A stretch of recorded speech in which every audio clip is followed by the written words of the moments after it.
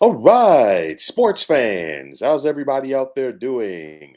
William Martin coming at you one more time here on YouTube with another edition of the 300 Pounds of Sports Knowledge Podcast.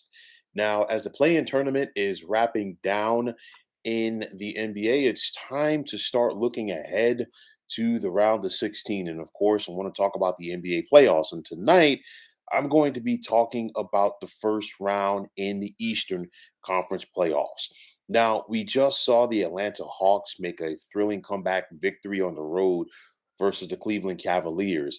And now, what do they get for their thoughts or gifts or whatever you want to put it as? They get the team who finished this season with the best record in the Eastern Conference, and that would be the Miami Heat, team that they're very familiar with from the Southeast Division. Now, we saw the Hawks get all the way to the Eastern Conference Finals last year, and you have to wonder if this team is poised to make another run. It's going to be a little bit tougher, of course. No John Collins as he's out with the foot injury, but then also Clint Capella had the knee injury tonight, and we don't know the extent of it and how long he's going to be out. But he will definitely be needed for the Hawks in this series against the Heat, as you know he gives them some size in the middle. Trey Young, we know that the bigger the stage, the better that Trey Young plays. And we saw that once again tonight against the Cavs. We saw that last year in the postseason, and we've seen that throughout the year. Trey Young has averaged more than 28 points per game and close to 10 assists. And he's going to have to be on top of his game if the Hawks are going to pull off the upset against the Heat. He's also going to need contributions from the likes of Bogdan Bogdanovic and DeAndre Hunter scoring. But you look on the flip side, Miami is a savvy, defensive minded team, and they're going to throw different looks at Trey Young in order to not allow him to get comfortable. With that said, you look at Jimmy Butler with what he can bring to the table. Tyler Herro, a phenomenal shooter from outside, as is Duncan Robinson, and then Bam Adebayo in the middle. And depending on the extent of the injury by Clint Capella, you know what? If Atlanta doesn't have anybody to stop Bam Bam, he could be off to the races down low. Kyle Lowry, the veteran point guard, this is his first year in Miami. Of course, he was a part of that Raptors team that won it all back in 2019. And if you're Miami, this is why you signed Kyle Lowry for the next couple of months, because you want him to be that floor general to help you get over the hump and get that NBA championship. So that's a big factor in this series to keep an eye on as well. You have the perimeter defense of PJ Tucker, another free agent signing by the Miami Heat last summer. And of course, he helped the Milwaukee Bucks win a title last year. You look at it right now, the coaches, Nate McMillan and Eric Spoelstra, both have been around the block in the NBA. So, there's nothing that the other one is going to show that, his opponent is not familiar with. But I think the onus is going to be on Atlanta to go out there and try to keep the momentum going for themselves that they picked up in the play-in tournament. But on the flip side, for Miami, after that four-game losing streak, I talked about that, they've righted the ship and they've gotten back on track. And I don't see the Heat slowing down in this series. Thus, I'm going to take Miami to get past Atlanta in this one in 5 games. Now, you have the Boston Celtics, who were in the hunt to finish with the best record in the East. They got the 2 seed, and they're taking on the 7 seed Brooklyn Nets. And for a lot of people in the preseason, if you talked about the Nets and the Celtics meeting, most people would have said that the Nets would have been the 2 seed. But of course, after that Kevin Durant knee injury, Brooklyn really faltered. A lot of bad chemistry. We saw James Harden get traded to the Sixers. We finally saw Kyrie Irving be able to play home games late in this season. And that's going to be imperative for the Nets, because we know what KD and Kyrie can do when they're on their game. It's going to be the other guys around them. Seth Curry, he's going to have to knock down those open shots. Andre Drummond is going to have to be a force on the boards as well as a rim protector. And then Patty Mills. On the flip side, Jason Tatum and Jalen Brown, they've been around the block several years now together with the Celtics. And this is an opportunity. I know that they've gotten to the conference finals several times, but this is an opportunity to really see what they are made of, because it's a difference when you're facing a guy the caliber of Kevin Durant. So for Jason Tatum and Jalen Brown, they're definitely going to have to find a way to take their respective games up to that next level. You look at that supporting cast around them with Derek White and Marcus Smart and Al Horford. They're going to have to bring it as well. Steve Nash against Emi Udoka, and this is an interesting coaching matchup. This is Nash's second year. And then, of course, for Udoka, this is his first time around as a head coach. He's been an assistant coach for the Spurs for so many years, but it's a little bit different when you are that head guy. But honestly, some people might want to call this an upset. I'm not. I'm going to take the Nets to win this series in 7 games.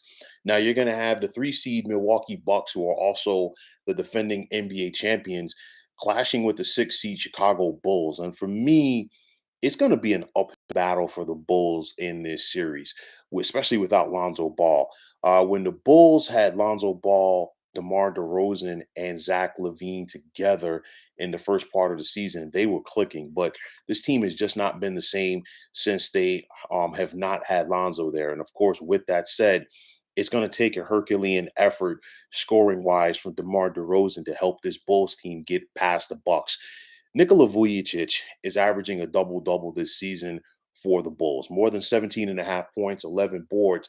And that's going to be important because Milwaukee has the size advantage in this series. You look at what Giannis can do, Chris Middleton, Bobby Portis, and Brooke Lopez. Those are 4 guys that are almost 7 feet. And of course, in the case of Brooke Lopez, he is 7 feet, long wingspans. They all have different skill sets. And that's going to be a problem for this Bulls team throughout the series. They simply don't have anybody to check Giannis. And if Giannis is on top of his game, just pull up a chair and get out of his way. Billy Donovan going up against Mike Budenholzer, of course. Mike Budenholzer, he's seen his fair share of battles in the NBA playoffs, as has Billy Donovan. But the bottom line is the Bucks are the better team. They want to take care of business because they're trying to run it back. And I'm going to take Milwaukee to get past the Bulls in this one in 6 games. And finally, the last first round series in the East, you're going to have the 4th seed Philadelphia 76ers taking on the 5th seed Toronto Raptors.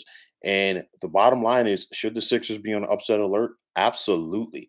Because you look at this Raptors team, first and foremost, game 3 of this series is going to be their first home playoff game since the 2019 NBA Finals.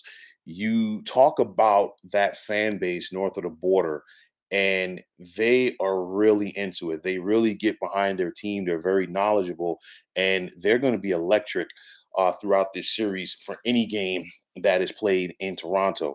But on the court, you look at it, Pascal Siakam, he has continued to improve in the NBA. He's averaging nearly 23 points and 8.5 boards.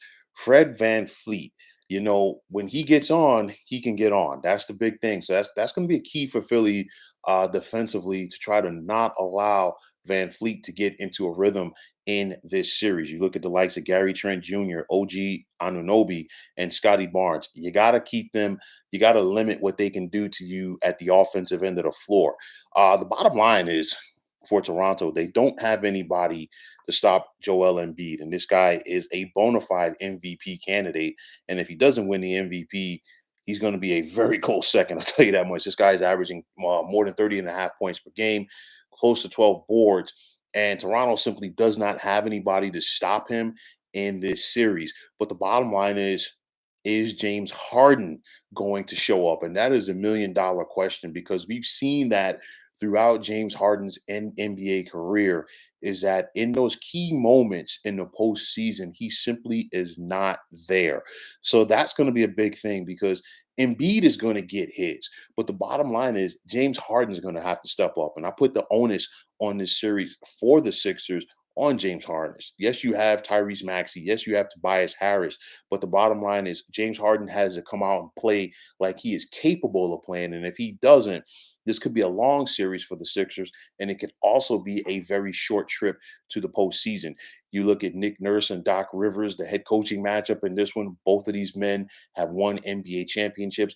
Both of them know how to get it done this time of the year. Again, this is a bad matchup for the Sixers, and they're going to have to find a way to squeeze it out. It's not going to be pretty for Philadelphia, but I think they squeak by the Toronto Raptors in this one in 7 games. making and they're really going to have to sweat it out in this one. So for the first round, I'm going with Brooklyn. I'm going with Miami, Milwaukee, and Philadelphia, excuse me, to advance to the Eastern Conference semis. So, folks, that is going to wrap it up. And as always, I want to take this time out to thank you for tuning into the 300 Pounds of Sports Knowledge podcast here on YouTube.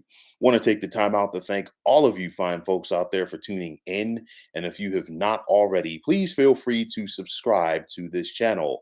Now, if you're on Twitter, please feel free to follow me at 300 Pounds of Sports. And like I always say, if you follow me, it'll be my pleasure to follow you right back. There's also the sports discussion group on Facebook at the Sports Depot 365. You can check it out. Drop a line and be a part of one of the better sports debating sites going on social media. So, once again, fine folks, my name is William Martin.